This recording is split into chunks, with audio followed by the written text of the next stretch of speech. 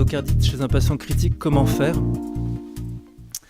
Probablement comme on peut, mais on va essayer de détailler un tout petit peu plus.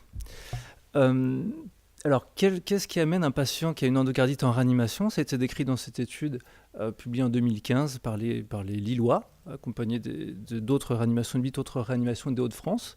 Et ce qui montre dans cette étude sur à peu près 250 patients, c'est que ce qui amène les patients en réanimation, schématiquement, c'est le choc septique dans un quart des cas. Dans 50% des cas, c'est une raison hémodynamique liée à l'importance de la fuite valvulaire. Donc une fuite importante, une insuffisance cardiaque, un choc cardiogénique. Et puis dans moins de cas, 15% d'insuffisance rénale aiguë qui nécessite une dialyse. Et dans 10% des cas, des complications neurologiques. Tout ça, c'est extrêmement schématique parce que ces patients, ils vont en réanimation dans la plupart des cas pour plein de choses en même temps. Dans cette étude qui est Endorea, qui est une collaboration dans 33 équipes de réanimation en France, qui avait été faite en 2006-2007, largement coordonnée en partie par Jean-Louis Trouillet, il y avait 200 patients qui avaient été décrits sur une année.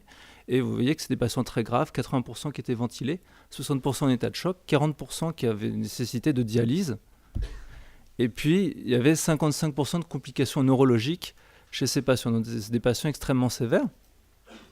Complications neurologiques qui, au passage, étaient présentes à l'admission chez la plupart des patients. Finalement, on arrive souvent après la bataille dans ces cas-là. Il y avait des AVC ischémiques majoritairement, des hémorragies, des méningites, des abcès, puis des anévrismes mycotiques. Et là, les soucis commencent, c'est que sur ces 198 patients, il y en avait 85%, c'est des patients de réanimation grave, donc qui avaient une indication chirurgicale, en rapport avec une fuite importante en œdème pulmonaire, en rapport avec une végétation très volumineuse avec un risque embolique ou en rapport avec un abcès paravalvulaire. Et donc 158 indications chirurgicales, mais du fait de contre-indications neurologiques, du fait des comorbidités, du fait d'un état de gravité important avec une défaillance multiviscérale, il y en avait 58 qui n'avaient pas pu être opérés. Et le message simple est, quand on est en réanimation, qu'on doit être opéré d'une endocardite, mais qu'on ne peut pas, parce qu'on a une comorbidité, parce qu'on a une contre-indication neurologique, parce qu'on est trop grave, on meurt. Voilà. Donc ça, c'est 85% de mortalité quand on ne peut pas être opéré. Chez les patients qui ont pu être opérés, parce qu'ils n'avaient pas de contre-indication, la mortalité, vous voyez, c'est pas rien, c'est quand même près de 40%. Et puis, dans ce groupe-là, il y en avait une partie qui ont été opérés, qui avaient des complications neurologiques, mais qui ne contre-indiquaient pas strictement la chirurgie. Et il y avait quand même 20% d'aggravation secondaire. Est-ce que c'était secondaire à la CEC ? Est-ce que c'était l'aggravation plus tard ? C'est difficile à dire. Voilà, donc, un message simple, c'est que quand on a une indication neurologique en réanimation qu'on ne peut pas être opéré, ça va mal après. Alors, voilà ce qu'on a en pratique. Pourquoi les patients sont en réanimation avec une endocardite ? C'est souvent notre problème, c'est qu'ils ont une indication opératoire qui est très claire. Ils ont une fuite importante, mitrale ou aortique, en œdème pulmonaire. Et puis, ils ont une contre-indication chirurgicale qui est souvent très claire aussi, avec, dans cet exemple-là, un AVC hémorragique. Alors, comment faire ? Ça a été évoqué, mais c'est encore plus important, je pense, en réanimation. On prend notre téléphone, on appelle les cardiologues, on discute de l'écho, des lésions valvulaires, de l'importance de la fuite. On appelle les chirurgiens cardiaques, on discute du geste qu'ils peuvent faire, de l'indication. On appelle les neurovasculaires, on leur pose la question sur le pronostic neurologique des lésions, le risque d'aggravation lors de la CEC. Les neurovasculaires nous demandent de faire un scanner, puis après ils nous demandent une IRM, puis de temps en temps une artériographie, on fait tout ça. Quand l'échographie cardiaque, c'est rare, mais ça arrive quand même. Najib prend des vacances, répond pas à toutes les questions. On fait des scanners cardiaques, on sollicite d'autres modes d'imagerie. On est en contact également étroit avec le laboratoire de bactériologie qui nous fait les cultures, qui nous donne les CMI des germes et qui fait sur les endocardites et hémocultures négatives des PCR bactériennes.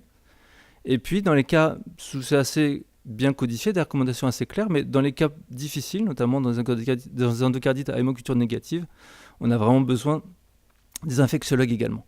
Voilà. Et puis les réanimateurs, ils font le standard téléphonique et puis ils surveillent un peu le patient en attendant. Bref, tout ça est résumé sous le nom d'équipe d'endocardite. Équipe d'endocardite qui est bien mise en avant, comme l'a rappelé Najib tout à l'heure, dans les dernières recommandations de l'European Society of Cardiology, avec différents points. La première chose, c'est qui référer à cette équipe d'endocardites dans un centre de référence.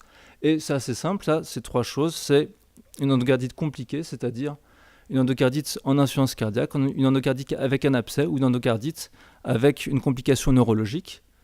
Que doit comporter le centre de référence? Il doit comporter un plateau technique avec toutes les modalités d'imagerie qui ont été parfaitement décrites. Il faut absolument de la chirurgie cardiaque. Il y a la moitié des endocardites qui passeront au bloc opératoire. Et bien clair que pour ces patients-là, ça améliore le pronostic. Et puis un certain nombre de spécialités dont on a parlé à l'instant. Voilà. Et puis les rôles de cette équipe d'endocardite sont définis également avec différentes choses. La première, c'est de peser l'indication chirurgicale et puis le timing de cette intervention. La deuxième chose, c'est de discuter de l'antibiothérapie, d'assurer le suivi des patients, d'assurer des registres et d'effectuer des études. Alors, très brièvement et assez schématiquement, je vais présenter deux patients qu'on a eu il n'y a pas très longtemps. Le premier, c'est un patient de 50 ans qui était arrivé en état de choc cardiogénique sur une insuffisance aortique. Et chez ce patient-là, il avait un accident vasculaire cérébral hémorragique qui était de taille modérée, avec un pronostic fonctionnel qui, semble-t-il, était correct si les lésions ne s'aggravaient pas. On sait sur les endocardites, sur les fuites aortiques massives, en état de choc, on sait que nous, réanimateurs, on n'est pas capable de tenir les patients très longtemps. Souvent, ça va très mal rapidement en quelques heures ou en quelques jours. Et donc, finalement, la décision dans ces cas-là est assez simple, c'est que la chirurgie en urgence, à vrai dire, un petit peu quelles que soient les lésions, étant donné l'extrême gravité de la défaillance hémodynamique. Il y a d'autres cas où on a un petit peu plus de temps. Ici, c'est le cas d'une... Alors, pardon, ma mémoire sélective m'empêche de me rappeler le devenir de ce patient. Voilà, c'est pas bien passé.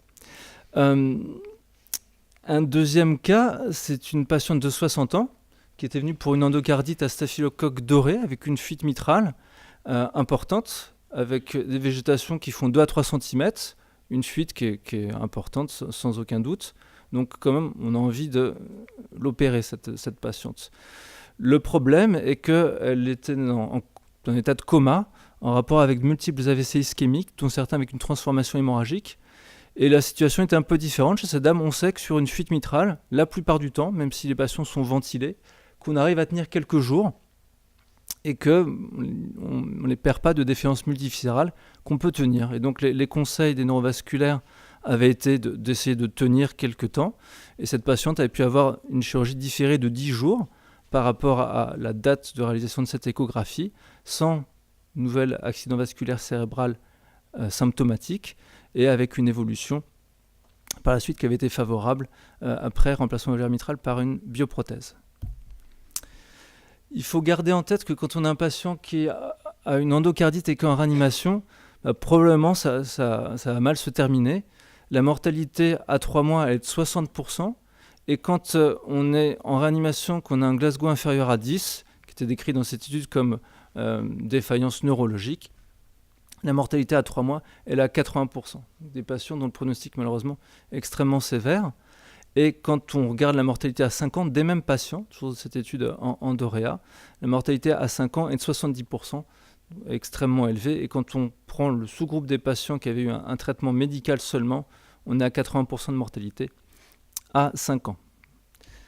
Donc, en conclusion, c'est des patients difficiles à prendre en charge, qui doivent être transférés, quand ils ne sont pas initialement, dans des centres de référence pour une évaluation rapide et multidisciplinaire.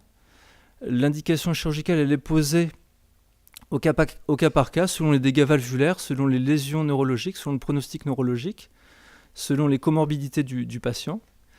Et la mortalité de ces patients reste extrêmement élevée à court et moyen terme, même si on a quelques arguments pour penser que la prise en charge dans des centres de référence pourrait améliorer le devenir de ces patients. Merci de votre attention.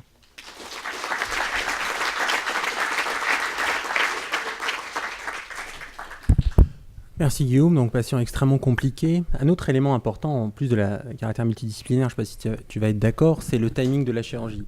Il ne faut pas opérer trop vite, il ne faut pas opérer trop tard, et d'un autre côté, il ne faut pas rater le bon coche. Donc il faut discuter assez vite. Donc, je te rappelle un patient récent comme ça, où on a eu une petite hésitation qui a pas pardonné malheureusement. Oui, tout à fait. Non, c'est vraiment extrêmement compliqué. Hein. Et on est en rapport. Alors, pour le coup, on sollicite beaucoup avec l'équipe neurovasculaire parce que c'est vrai qu'on est entre deux mots.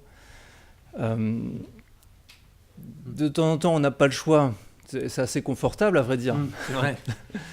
Mais dans un certain nombre de cas, comme la patiente, avec une grosse fuite mitrale, des végétations volumineuses, à quel est le meilleur moment? C'est vraiment l'intérêt, je pense, d'avoir des gens expérimentés dans cette pathologie. Je ne sais pas de quel patient vous parlez, mais tu l'as dit, hein, mais je le répète, l'endocardite aortique, ça ne pardonne pas. C'est ceux-là qu'on retrouve morts dans leur lit. Hein. Exactement, oui. Voilà. Oui, on va être d'accord là-dessus.